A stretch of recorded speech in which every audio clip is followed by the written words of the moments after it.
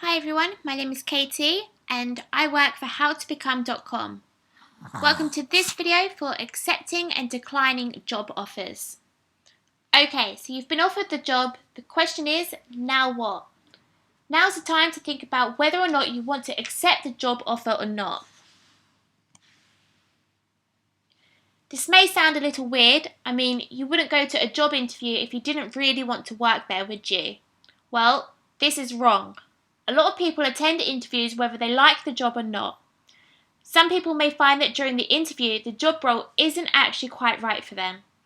So before you start planning on what you will wear on your first day, you will need to accept the job offer first.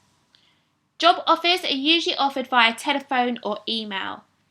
To be extra careful, it is always best to accept the job offer in writing so that there is a record of your employment. Asking the company to write you a formal job offer containing all of the necessary information will allow you to keep a record for your own personal use. Be sure to find out the conditions upon accepting the job.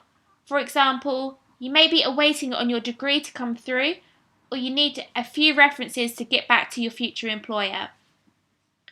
Another important thing to find out after accepting the job offer is the start date.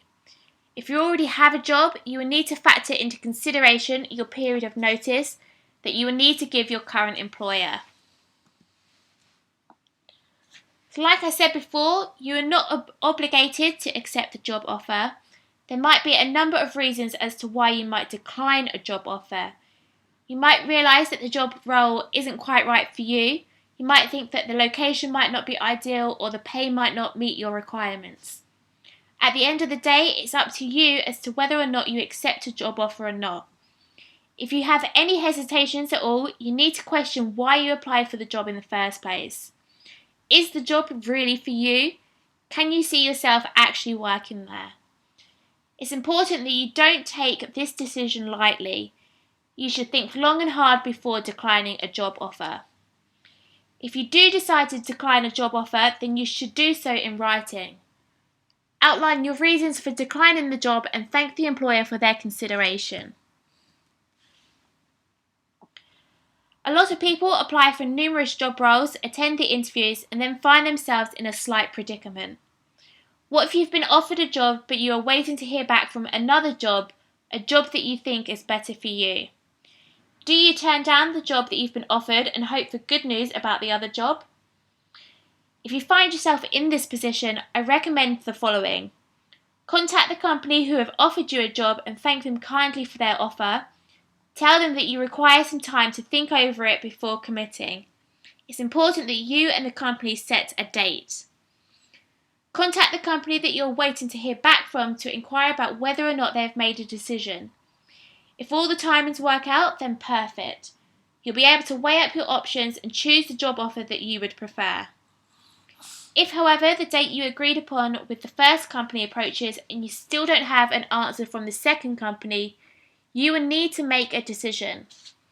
Remember this, once you decline a job offer, there is no going back. Surely it's better to accept a job and start working your way up the career ladder than be left with no job offers at all. Negotiating is a very common thing. Part of you wants to accept the job, but there are some things holding you back.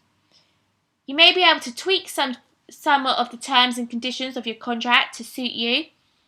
Some of the conditions that people tend to negotiate upon is salary, bonus payments, holiday entitlements, or working hours. You are perfectly within your rights to negotiate. If you don't ask, you don't get.